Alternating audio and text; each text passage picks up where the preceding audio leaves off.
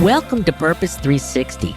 I'm Carol Cohn, and today more than ever before, companies, brands, and their partners need to stand for something beyond the bottom line. I've created this program to provide insights and ideas to share with you so that you can apply them to your work the very next day. The goal here is to up-level your purpose and to benefit companies and society. So please join us.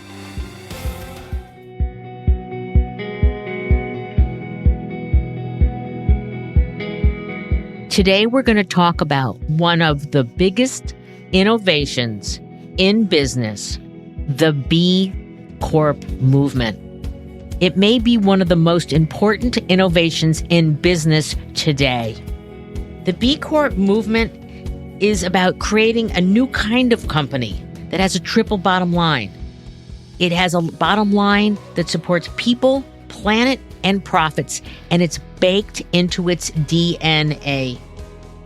We're going to talk to Chris Marquis, who is a PhD professor. He has studied business and entrepreneurship, and he is perhaps the foremost expert on the B Corp movement. Chris, in 2010, was approached by a student in his class about social entrepreneurs. And the student said, "Hey, do you know about the B Corp movement?" And Chris, he really said, "I don't." And he went and he studied it, and he got hooked. Today, there's over 3,500 B Corps around the globe, over 50% outside the U.S., but they have one common goal: remaking capitalism to be fairer, to be more just, to be more inclusive, and as well to inspire innovation. So let's get into it.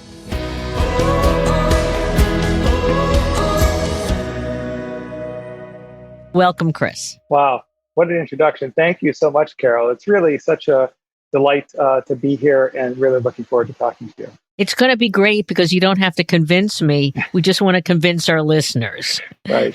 Chris, in addition to all of his cases, his courses, he has dozens and dozens of recognitions and awards, but he has something really exciting coming up. He has a book coming out called Better Business: How the B Corp Movement is Remaking Capitalism. It's a compelling look at the B Corp movement and why socially and environmentally responsible companies are vital for everyone's future. And it's coming out on a very special day. Chris, can you talk about why September 13th is the launch day for your book? Yeah, sure thing. So September 13th, 1970 is when a very important and influential essay appeared in the New York Times Magazine. It was by Milton Friedman, called "The Social Responsibility of Corporations is to Increase Profits," which I hope sounds like a shocking phrase to everyone on this this podcast. I recently read the article, and he says things like companies that promote diversity, companies that try to do well in their community, are just basically suckers for liberal discourse, and that they should forget about all those things and just focus on the shareholders. This essay, set off, it sort of sounds like just some academic writing, but it set off really a sea change in corporate governance and the priorities of corporate America. Before then, before the 1970s, companies were much more community focused on their employees, people had good pensions. And since then, companies have really focused a lot on shareholders primarily. And 50 years later, 2020, so the 50th anniversary of this, I'm hoping that with this book and many other people are doing, it helps reorient capitalism to something that's much more stakeholder driven, not shareholder driven. And I can feel for you, Chris, because when I started linking companies and social issues in 1983, nobody believed me. I mean, American Express did, but nobody else did. And trying to create a movement, which is what the B Corp movement is trying to do, all the B Corp entities and B Lab. It's not easy, and you toil for months and years and such. Then all of a sudden, to your point in the introduction to your book, you say the zeitgeist shifts. And so I want to give a little bit more of an introduction about the B Corp movement, and then we're going to really dive in. I'd also like to say that everyone listening has to buy this book. Jerry Greenfield is one of the co-founders of Ben and Jerry's, and I met both Ben and Jerry when I was part of the Social Venture Network years ago. Better Business is the book to read if you want to put values and purpose at the center of your company. It's an inspiring book with great insights to share. And then one of my favorites, Patagonia, Rose Macario, who unfortunately is leaving, but she has done such wonderful, wonderful work at Patagonia. She said Better Business is an important blueprint for how businesses can and should be both successful and a force for good. So the B Corp movement, it's not small. I went on their website last night preparing for this. There's over 3,469 companies that have become certified in 150 industries in 74 countries around the globe. And I think that, Chris, you point out in your writing that it's not just the U.S. at all. The 50% are outside the U.S. And I love it that the B Corp folks say they have one unifying goal. I'd also like to say in transparency to our listeners that when I was at Edelman running their Business Plus Social Purpose practice, we got contacted by the folks at B Lab. And they said, well, we are going to now register in Delaware. And for all of those in the corporate world know that Delaware, when you register there, that means that you have been accepted. And they were very excited about it. And it was a small piece of business, but I knew how important it was. I had to convince Richard Edelman it was important and the financial services team. But it was a phenomenal launch. And I think it was one of those seminal tipping points where the B Corp movement was getting another step along the way to being mainstream. So why don't we get into this? Let's just get into Chris, just a little bit about your background and how did you get fascinated about social enterprise and different forms of capitalism? Yeah, sure. So as you mentioned, Carol, for 10 years before Cornell, I was at Harvard Business School. And I think a lot of the influence to me on my social focus came from my time there. There was a vibrant social enterprise initiative headed by sort of both of our friends, Cash Rangan and Dutch Leonard, Jim Austin early on, who I'm sure you knew well. And having that group there that really was able to, offer classes, get students interested in social issues was something that I gravitated to and learned a lot from. So I started teaching a class, Commerce and Society. It was a class that previously Cash had taught in, and then we also taught the case study that we worked on together on PNC Grow Up Great. And over time, though, as I taught that class, the students started to sort of push me to study more entrepreneurial firms. So in the class, when I started teaching it, it was companies like PNC, IBM, Goldman Sachs, Timberland, Western Union.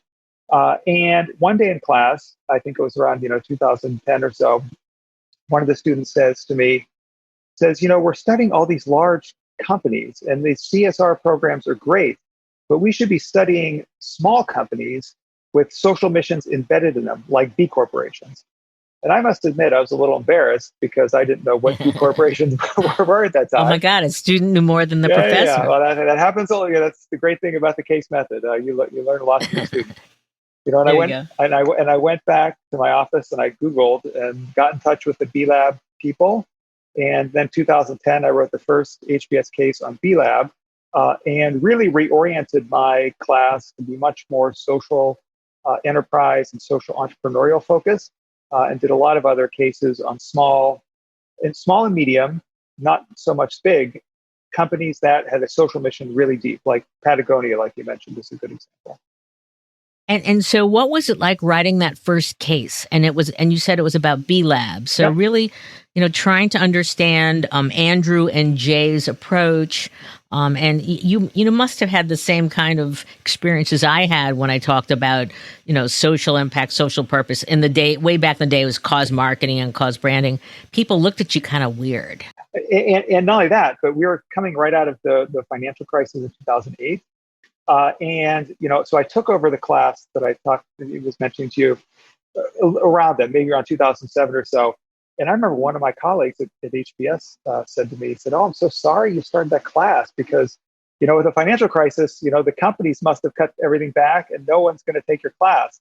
And actually the opposite. Like I think what we're finding, now with all the problems with the pandemic and systemic racial issues that are becoming to the fore. These are times when actually leading companies actually in many times double down and show their commitment to society. And so the course really took off after then. And when I reoriented around the social entrepreneurship and social enterprise. And what was your feeling in those early days about the potential for this movement to take hold? Or were you thinking, oh, it's just those little tiny companies. It's back to, the Body Shops and the Ben and Jerry's and the Tom's of Maine? I think that the B Lab founders, and also there's a third one, in addition to Jay and Andrew, there's also Bart Houlihan. And I remember talking to him once, very early in our discussions. And he said something, it's a generational play. And I think that, if you look at how, sort of companies, how they evolve over time, companies actually go out, even the largest companies go out of business frequently.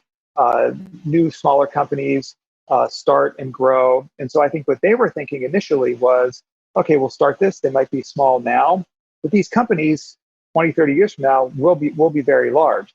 And I found actually, I was really taken by their vision. And I must say, it was when I started researching them, there were 300 B Corps. And I remember one of the discussions we had in class, one of the case discussion pastures was, will this work for large companies? And basically the consensus was it would not. And, today's another interesting day. So just today, if you go to the Stanford, today's actually August 13th, I realize we'll probably publish this later. But if you go to the Stanford Social Innovation Review website, at the top of the page is the cover article in the fall issue, which is the title of How the B Corp Movement Goes Big.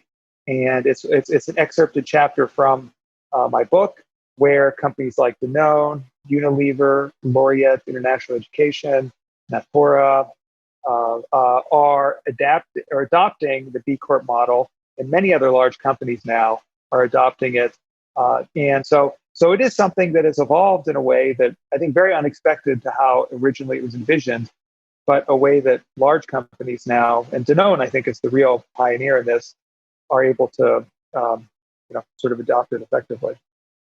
Yeah, that's what I'm hearing in the industry, that they're looking to Danone to really, is Danone the next Unilever? Right. I had some conversations with an ex-Unilever person about that. So for those listeners who, they've heard of B Corps, but they really don't understand it, can you do a really brief Cliff's Notes about what is a B Corp? Sure. What are, how do you register? How do you know if you should register? What are the requirements and such? Sure. So a B Corp is a company that has a certification. So you get a certification to be a B Corp from B Lab. Similar to fair trade or organic or LEED. And while those are on products, the B Corp certification is assessing the entire company. So looking at the company's, consumer operations, environmental protection, employee protection, suppliers, community, et cetera. And you have to go through an assessment process, part of which is a survey that you complete about your organization, its impacts, its policies, its standards, et cetera. You have to get an 80 out of 200. It's a very rigorous survey. And then if you get over that threshold, you then actually have to go through some verification with B Lab. Part of it is they check a certain percentage of your answers. a certain percentage, maybe, I don't know, 1 out of 5, they actually do a more full-scale audit. So it is sort of verified and certified. And then every 3 years you have to recertify, which is another, difficult process. So that's sort of the process of how to become a B Corp. I should also mention there's a second innovation, which I think you were just speaking about with your earlier work around Delaware launched at Edelman, is the B Lab founders. So Jay and Andrew and Bart, the folks we mentioned, they realized when they started this change journey that if you're gonna change companies through this certification process, you really need to also change the underlying sort of articles of the corporation. So they also work with state governments around the U.S. because corporate law is based in the U.S. state. And over 35 now U.S. states, Washington, D.C., Delaware, Puerto Rico, have adopted this innovation. Delaware is the big kahuna in some ways of U.S. corporate law. So what Delaware adopted a number of years ago, which was sort of the big deal, and then a lot of foreign countries look to Delaware for their law. So Italy now has benefit corporation law, Colombia, Ecuador, Canadian province of British Columbia. So benefit corporation is a legal type of company like a C Corp or LLC. B Corp is a certified a certification that companies can get. So they're related, but sort of two separate things. So do you have to file if you get your B Lab certification? Do you also then have to file for registration if you are in one of those 35 states? That's correct. So if you are certified as a B Corp, one of the requirements is that if the legal jurisdiction of your headquarters has benefit corporation law, you're required within a certain period of time. It's a number of years to become a benefit corporation, which is a challenge for some companies. Mm. And isn't there also in the bylaws that you have to codify more rigorously what you will be doing? Exactly. So if you can be a benefit corporation does that for you. But if you're in a location where there's not benefit corporation, you can change your corporation statements to reflect commitment to broad stakeholders, not just shareholders. And from what I understand, I'm not a lawyer, but if it's an LLC, it's not that hard to do. Harder to do a little bit if you're a C corporation. But a benefit corporation does it automatically. So that's why that's a requirement. So I want to get into like your favorites.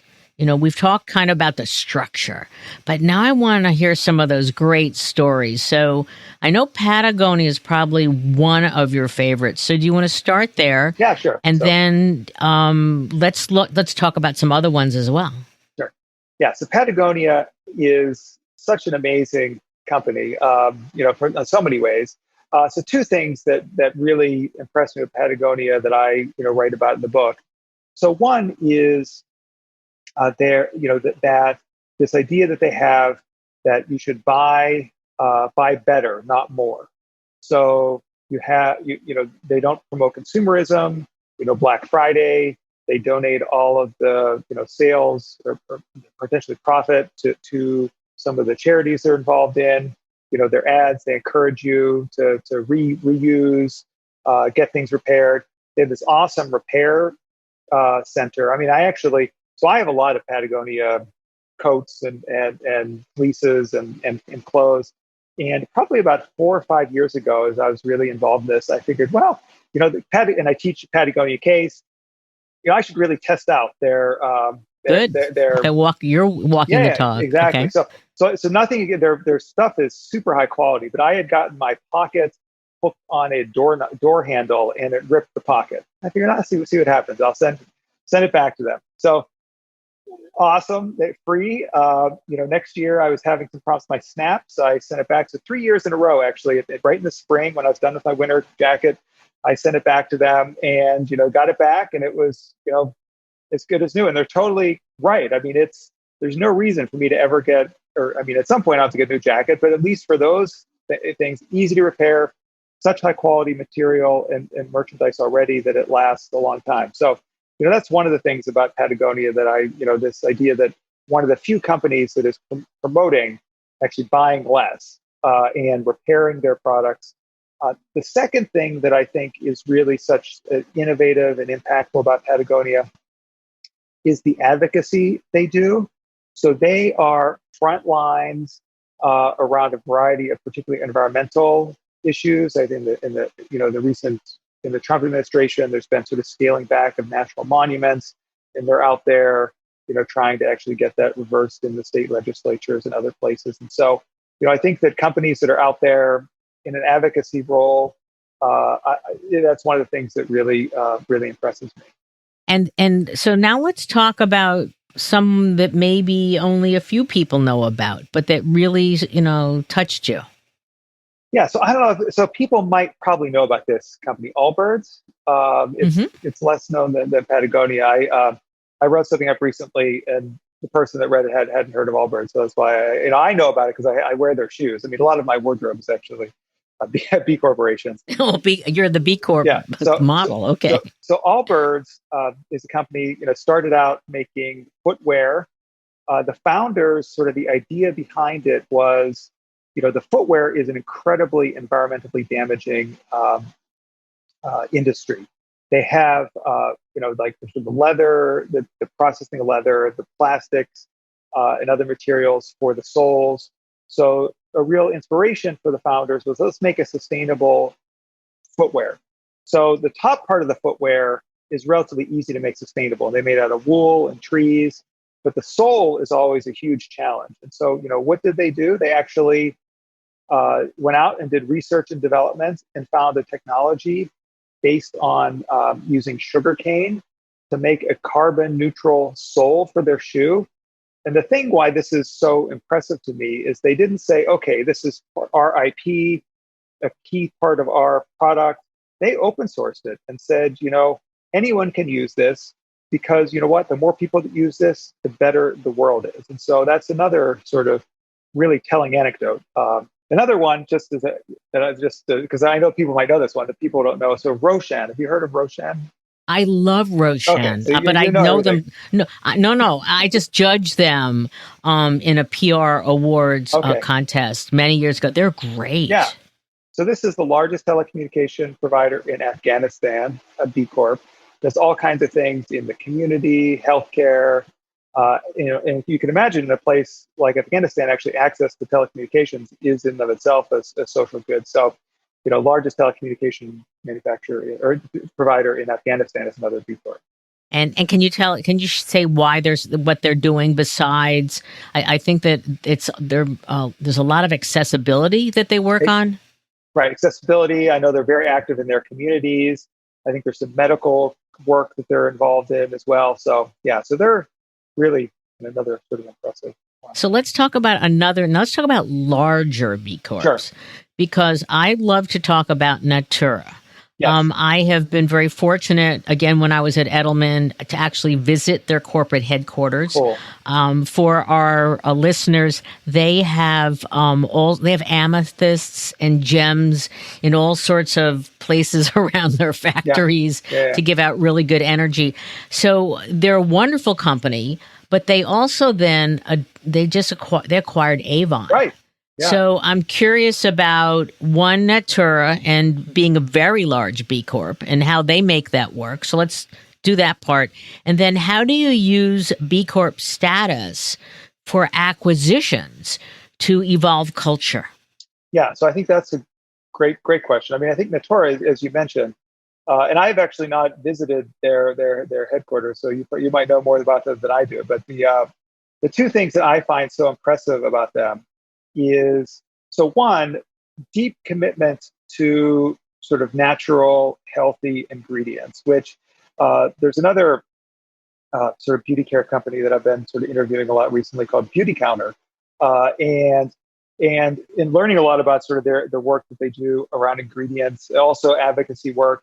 And it is really difficult and complex in that to have a well-performing sort of cosmetic and other type of beauty product that uses natural and environmentally friendly ingredients. So one thing, Natura has been a true pioneer in that.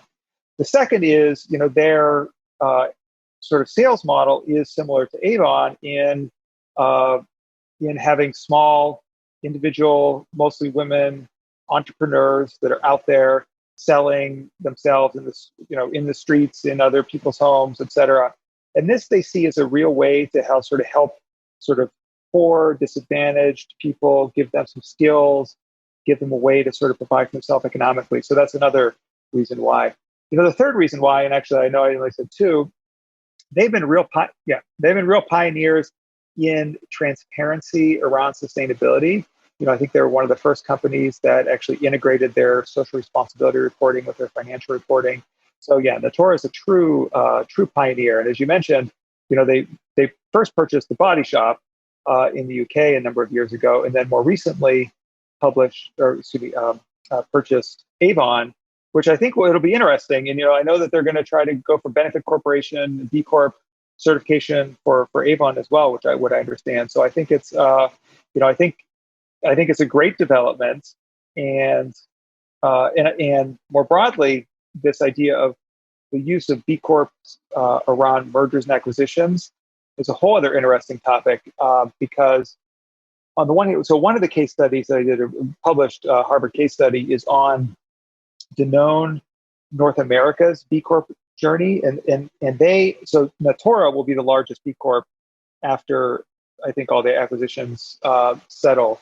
But currently, Danone, $6 billion subsidiary of the French Danone, and they actually went through the B Corp certification process while they were integrating a merger with WhiteWave. WhiteWave, which is like Silk and Horizon Milk, which I'm sure many people know.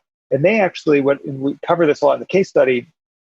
Actually, the B Corp certification process is like a set of standards around management generally, and they found it to be hugely useful as they went through the merger and acquisition, because it was like a third-party standard almost of how to do things. So you didn't have, the WhiteWave standard competing against the, Danone standard. You had there was this third party that actually made it really useful. So I think, it'll be interesting to see how the Avon organization is integrated in there. And I think you had done some work with Avon a long time ago. Is that right, Carol? We created the Breast Cancer Crusade, which raised over $1 billion around the globe, but that was in their heyday. So it'll be great to see what Natura can evolve them to. I would love to just, in the preface of your book, there was a great little statement in here by a French company, and I think it underscores what you're talking about in terms of management structure. And it's Chateau Maurice. And, they talked about why a French winery would want to receive a U.S.-based certification. And this is what Robert Eden, their founder, said. B Corp is a great roadmap to entice us and encourage us to take steps within our company to open up more to social and environmental aspects. It also allows us to put in place certain management tools so we become a more precise and more accurate in achieving our goals. Often in the early years of the social responsibility movement or the Be Good movement or whatever you want to call it, that there weren't a lot of accurate ways to judge the social and environmental impacts. And I think, because I remember being, talking with Anita Roddick and others and, Tom Chappell, where we're just doing it because it's the right thing to do. And their businesses were okay, but they were small and they were founders. But I remember so much skepticism around the larger corporations we were working with, because they were looking at the smaller ones and saying, it's the founders. Can you talk about how getting the B Corp certification and the process of recertification every 3 years and the assessment, how that truly puts B Corp's feet to the fire to be accountable and to measure? Yeah, I mean, exactly. And put feet to the fire is a strong way to put it, but I do think that, the accountability, the measurement, accountability, and transparency is the core of this in many ways. And it's something that it goes beyond just even the social and environmental governance factors, it's actually why I titled the book Better Business, because so many of the companies I talked to said, this is not even something that made us better socially and environmentally, but it's actually made us a better business. And so, and as I've been doing a variety of new interviews with B Corps, and one of the ones I recently did was with a LA-based, really innovative venture capital firm called Fifth Wall, and their LPs are all the big property owners, and they're working or property developers, and they're working to sort of identify sort of key new technology for the real estate industry. Really a sort of really top VC firm, but traditional VC firm, and they do have investments in two B Corps, Allbirds and Cotopaxi, and they learned about the B Corp certification. And they said, what? Actually, this sounds like a really smart thing for us to do, and something we believe in this as individuals, even though we're not a social business. And they're now a B Corp, and a number of actually the VC firms that I've talked to, the same thing. And many VC firms have their portfolio companies do it also as a way, not just for due diligence, but also as a way for them to, sort of learn about becoming a better business. So I think you're right. I mean, it is, sort of what you measure matters, and going through this process really helps companies in their accountability, in their just overall way to manage the company. Okay, so let's talk about, we were talking about Natura and foreign companies. I want to talk about I think the last time we emailed, you were off in China. Yeah. Right. So, why did you go to China? You spent a lot of time there. I know that you're looking at the nascent evolution of the B Corp movement there. So why did you go there? And then what are you seeing?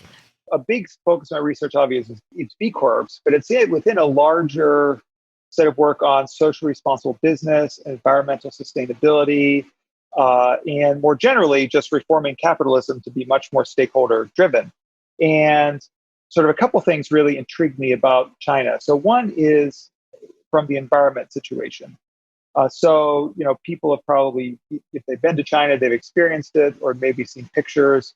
The environment there, natural environment, air quality, water pollution, is really a problem. And so as me, someone who cares about this, I feel like this is someplace where I can actually maybe make a difference. I think also one of the reasons why I think it's possible to make a difference is that the government, for the most part, I think it really understands that this is an issue and that it's not something that is sustainable long term.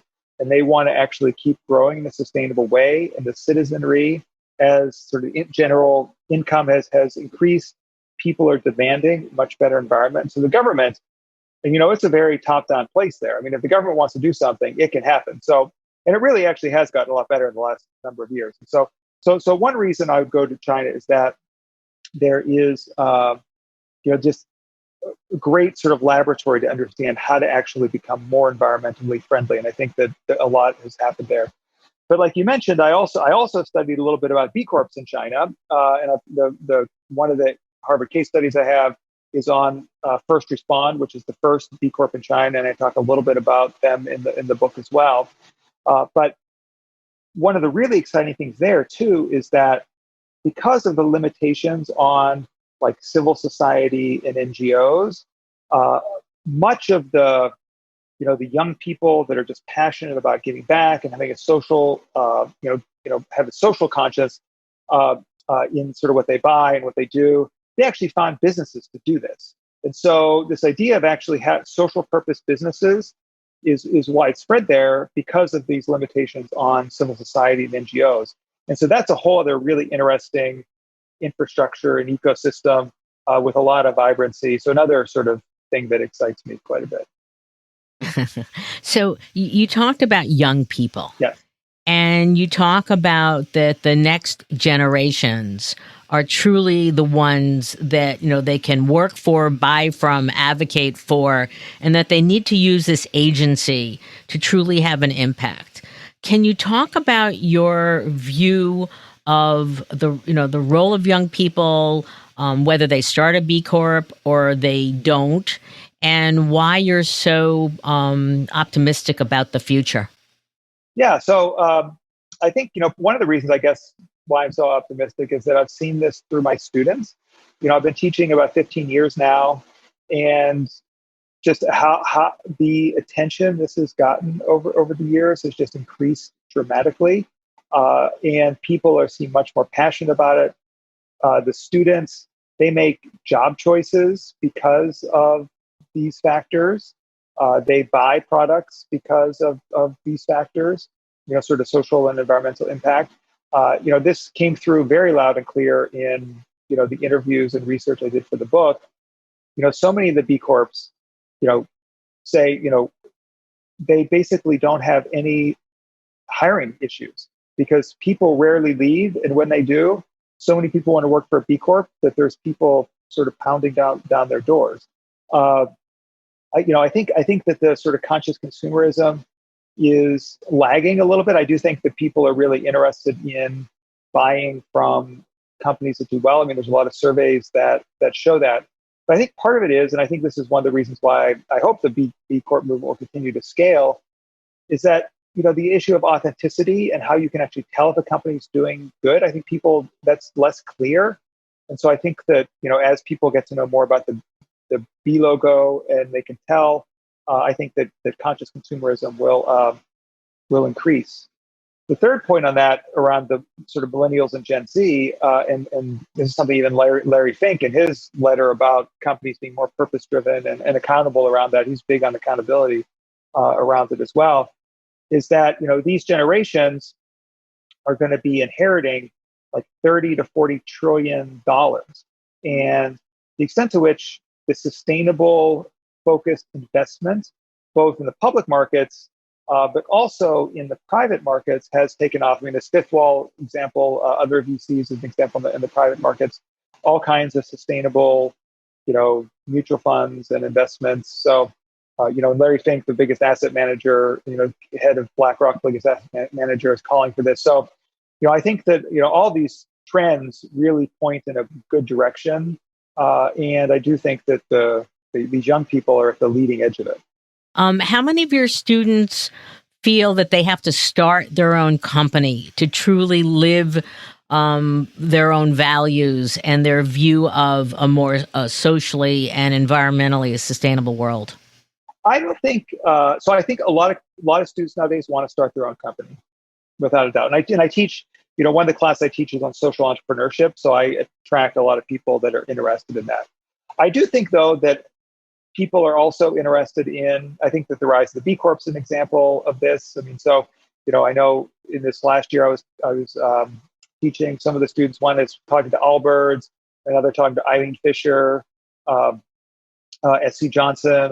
There's a deep connection with the business school and SC Johnson, and they have a variety of sort of longstanding social responsible programs. So I think that I think that entrepreneurship is hot and has been hot for a while, and I think that it is a way for individuals to live their values. But I think that people also feel they can find that in larger companies or smaller B Corp type companies as well.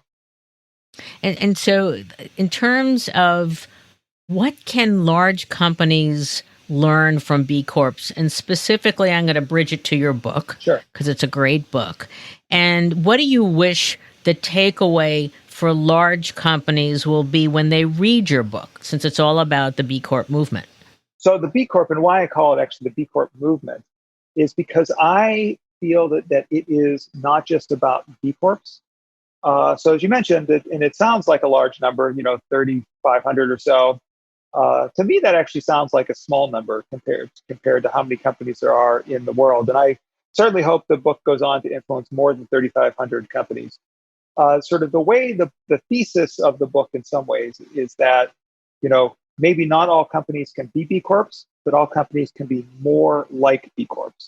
And what B Lab and the community of B Corps has done is they've created a series of processes, systems, tools where all companies can be more like B Corps. This could be the benefit corporation law.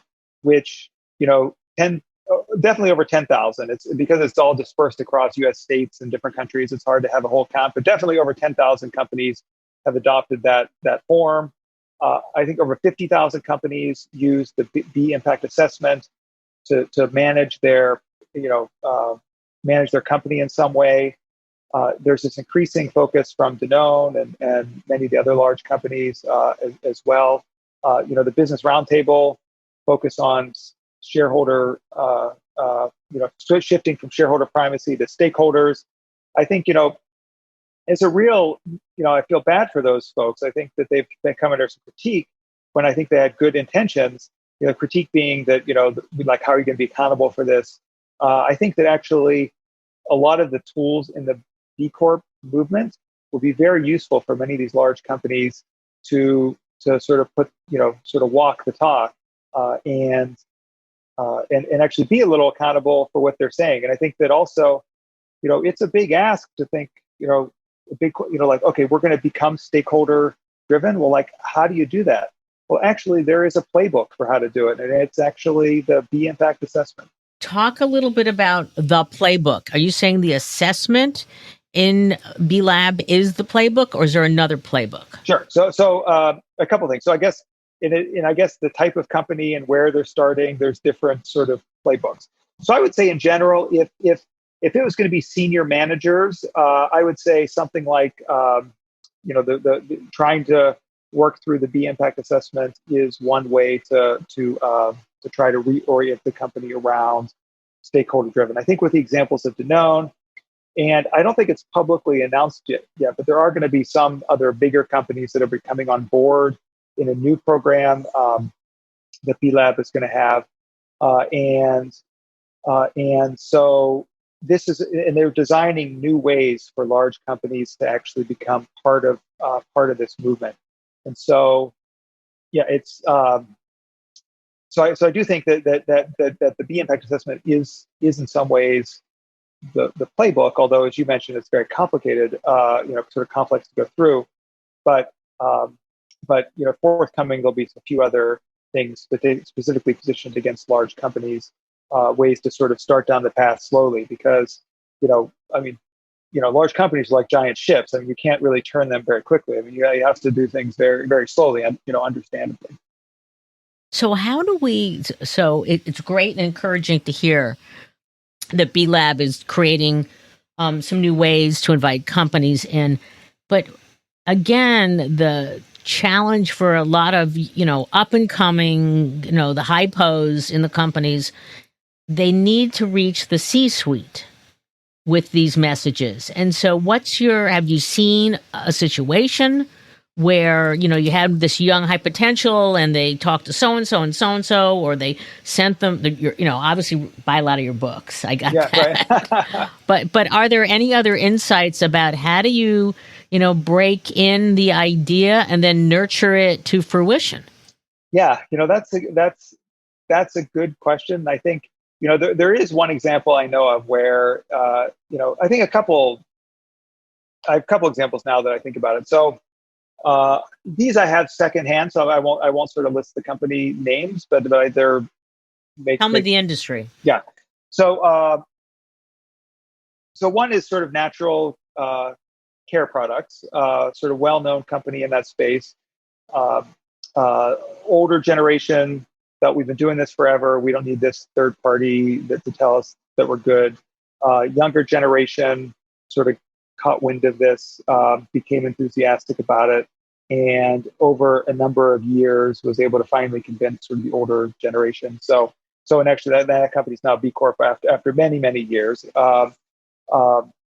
Another one, there's actually was a company contest, like, what innovation to do, what innovation can the company do to become better performing?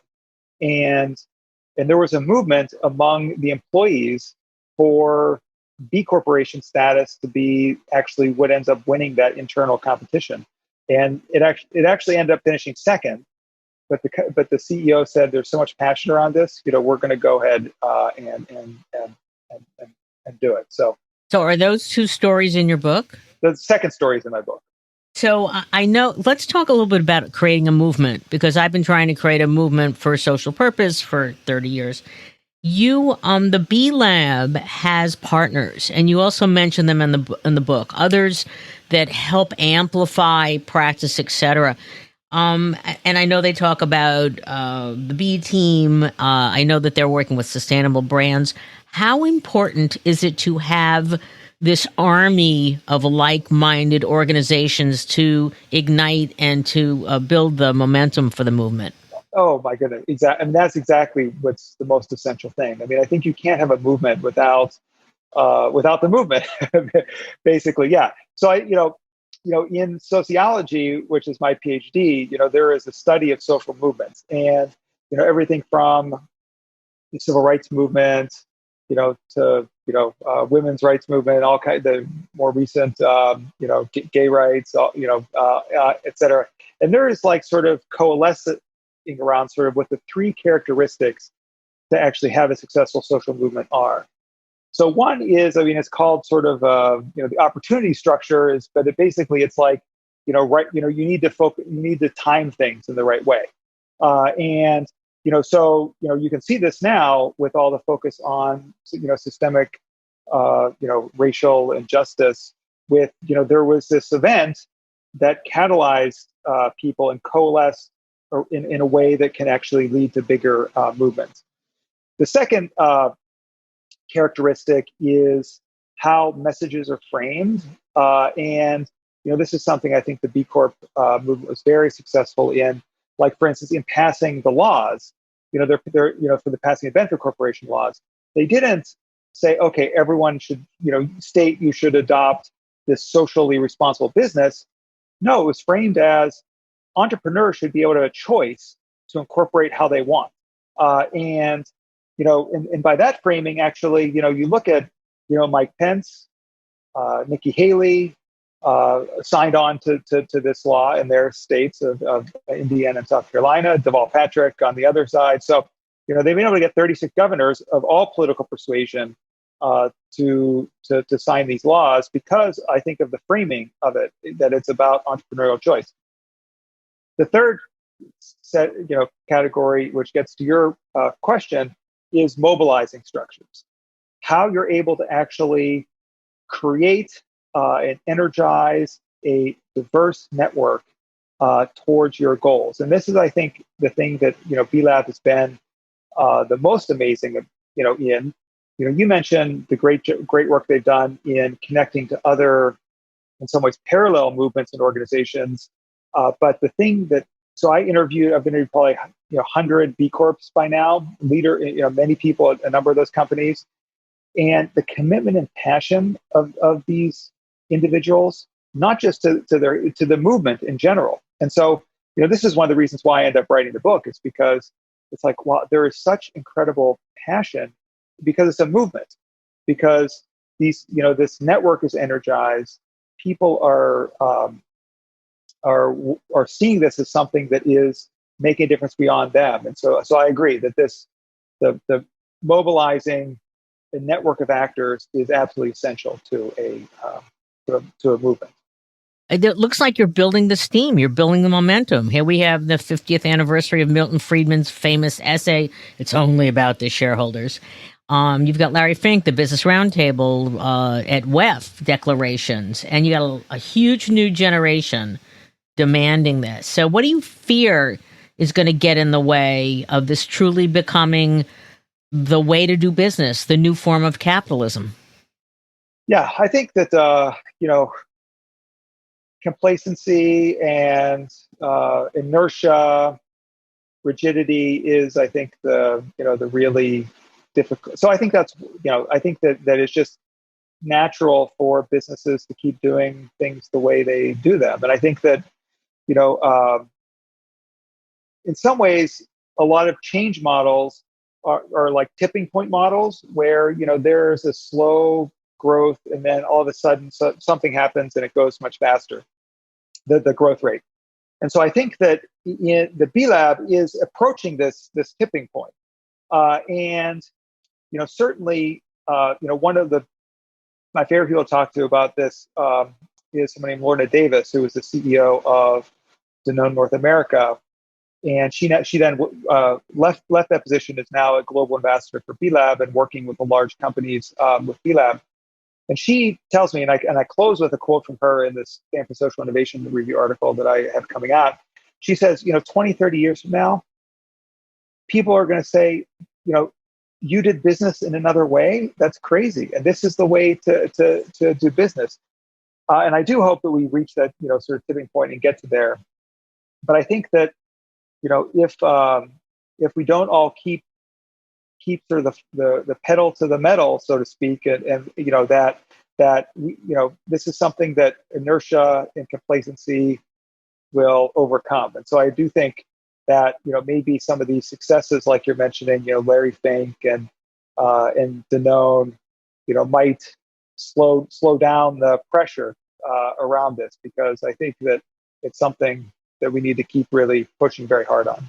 And you also talk about just general people, that, it's students, it's companies, and that people have their wallets. Again, they have their agency. And so, you in your book, in your introduction, you say citizens must speak up with their voices. The system cannot change itself. Only we can. Right. Yeah, exactly. Thinking back all the time that I've spent with you, Carol. So I'm from the organizations area. And so I see things much more from the employee standpoint and culture. And you are much more from the sort of marketing communications angle, and see much more, I think, things from the consumer side. And I've learned so much about like sort of marketing and messaging and ways of convincing consumers around purpose from you. And I think this is the future of what we need to do, actually. And so, I'm not as expert in this as you, so I'd really also look to you to help lead us around this, because it's something that you're exactly right. I mean, I think if we don't convince consumers, this will never have the traction that it needs to. Well, I think more companies doing it right and being authentic is going to be helpful. I think that, I've got a very simple construct, and I talk about, people always talk about storytelling. Right. And I'm talking about, no, you need to story live. So companies need to be story living. Right. And when they do that, and the whole movement now today is about acting. The Business Roundtable, great declaration, but the big criticism and the I don't know is, are they going to walk the talk? Right. And so I think that, again, citizens, and we've got a couple big ideas that we're cooking up about giving, again, more voice and sharing more transparency.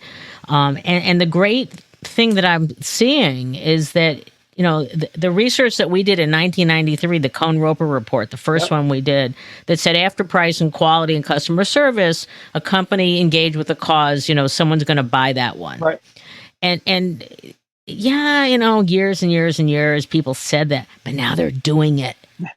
And they're also, again, demanding. I mean, I know that listening to Paul Pullman, and I love to, and I had that moment in time I worked with him, but he's so proud of one of his legacies at Unilever is that Unilever is in LinkedIn is the number one most demanded, requested consumer packaged goods company in 50 countries. Wow.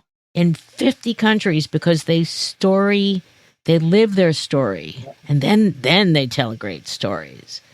So, I think that the book is going to be extraordinary. Tell me, what are your dreams for this book? Let's say I want to have you back a year from now. Yeah. You're going to do this tour and whatever. We're going to find some great results. What do you wish will happen from this book, the release of the book, and a lot of people reading it? I think the most direct thing, I think that if large companies like the Business Roundtable would take the messages of the book seriously, like I could imagine, I don't know, some, workshops, seminars, other ways of really trying to diffuse these ideas into large companies, I think is one thing that I think that would be, huge success. I think too, general public understanding like what the B logo means in a way that they actually can look for that, to know that that lets an authentically good product, to know what's what, yeah. So back in 1993, people want to understand, sort of the, sort of bio purpose, but actually telling like what is good is complex and hard at times. And so I think that's sort of another thing. If the general public can come to understand that they should be buying products based on their values, and the B is one way to identify companies that are socially and environmentally responsible. That would be another good outcome. In our show note, we're going to put, information to link to the book. We're going to put, a few of the other things that you've done so well, your bio and such, Chris. But we want to wish you incredible success. We know you're going to have it. And so I always like to let my guests, you get to end with 3 insights. Now, the question is, you got insights for general companies, you got insights for social entrepreneurs. So I'm going to let you pick who you want to share your gem insights with, and then what are they? 3 insights. These are maybe not sort of the deepest insights, but I do think that accountability matters, and I think this is, and I say this out there to the big companies, the business roundtable folks. You need to be accountable for, walk the talk, as you just said, Carol. I think, too, that, and this is for large companies and smaller companies, that actually doing this work around social and environmental and governance makes the company as a whole better. And this is something that all of, many of these venture capital companies that I'm mentioned have come to think.